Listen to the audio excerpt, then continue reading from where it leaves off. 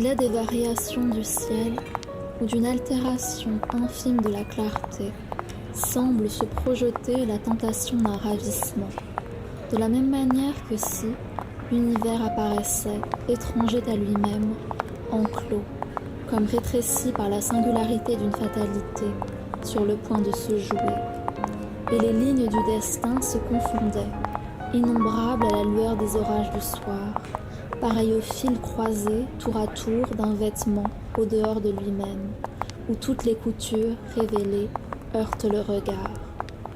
À travers la fenêtre, à demi entr'ouverte, semblait se lire comme l'expression d'un vertige, de ces atmosphères d'avant l'abîme que ne révèle qu'une absence de bruit, un silence d'outre-tombe où semble se profiler l'horizon d'une catastrophe.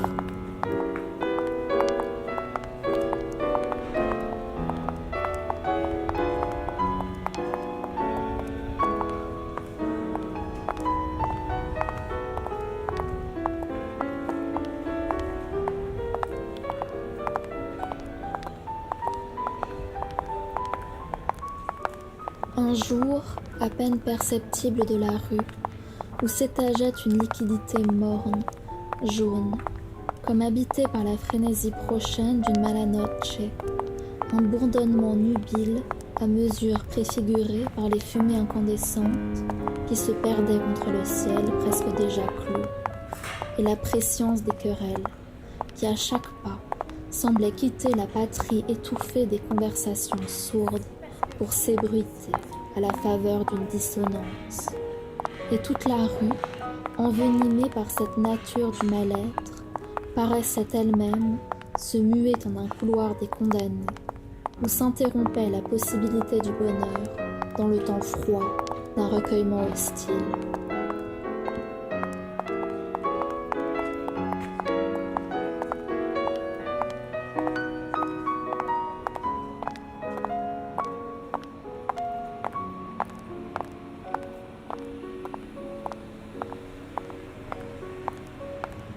J'hésitais à m'aventurer dans l'enceinte de la cour, de la même manière que si, pour moi, de cet acte unique eût été scellée l'entièreté de mon existence, comme d'un interdit du retour, et la banalité de la porte cochère semblait, de mon regard, transfigurée en une entrée défendue, bouche béante d'une caverne au trésor, où ma présence, parasite, eût été indésirable.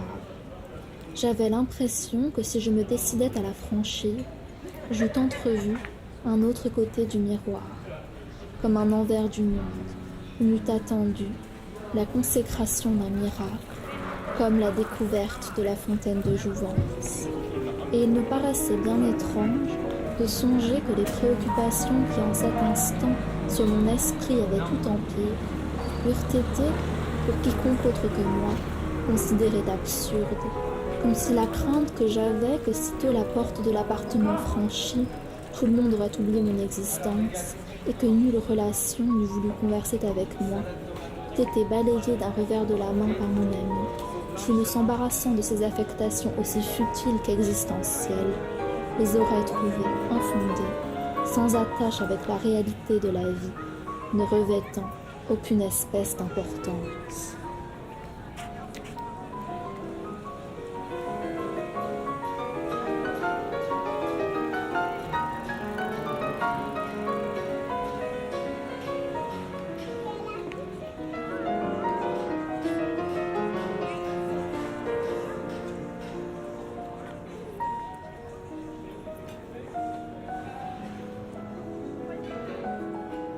Ça va, Ina? T'as oublié le code?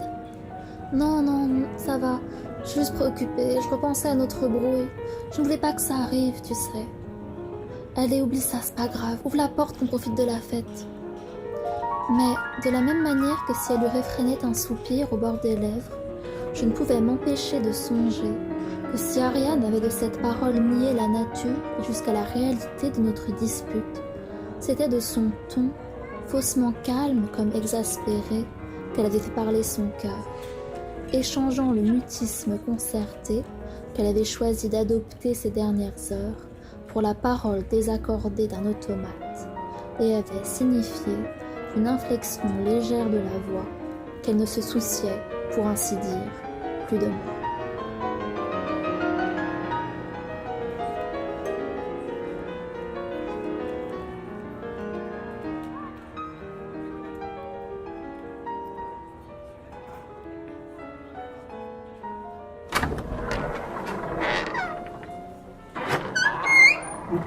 Alors que nous franchissions la porte, embrasée par le soleil déclinant, la cour de l'immeuble avait pris l'allure profilée à contre-jour d'un théâtre des apparitions, où les ombres familières semblaient se muer, dépositaires d'une métamorphose, et je distinguais le visage assombri d'Ariane comme la vision kaléidoscopique d'un corps étranger, une identité d'elle-même découverte, polymorphique, hospice du malheur, sous le joug amoncelé du ciel, sur le point de se fendre.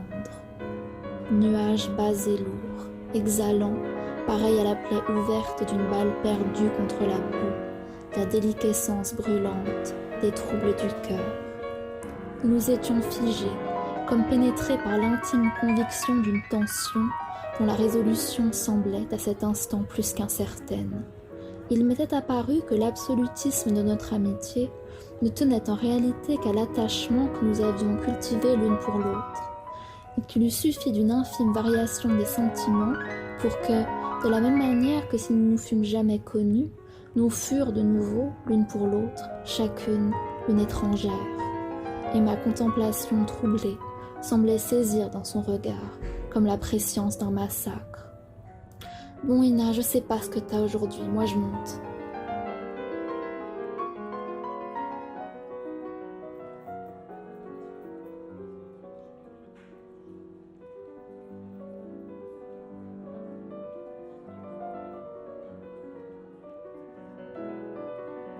Entre nous se prolongeait la densité du silence, comme le magnétisme à rebours d'une barrière invisible. Ne pouvant consentir à le briser, je demeurais muette, de la même manière que si les quelques mètres qui nous séparaient eurent été une distance infranchissable. Voyant que je ne lui répondais pas, affectant l'expression désabusée et un rien méprisante d'une comédienne hors de la scène, Ariane ajouta dans un souffle: « Parfois tu me fatigues. Vas-y, je fume une cigarette et j'arrive. » Et alors que je respirais profondément, tentant désespérément de calmer les battements anarchiques de mon cœur, je ne pus m'empêcher, lorsque la porte vitrée de l'immeuble se refermait sur elle, d'accrocher d'un coup d'œil la courbure de son dos, illuminée par les éclairages blafards du hall, de la même manière que si j'eus attrapé, à la volée, l'image interdite et comme blasphématoire d'une actrice ayant ôté les atours du personnage que chaque soir elle se plaisait à incarner, fuyant le théâtre, méconnaissable, par l'entrée des artistes.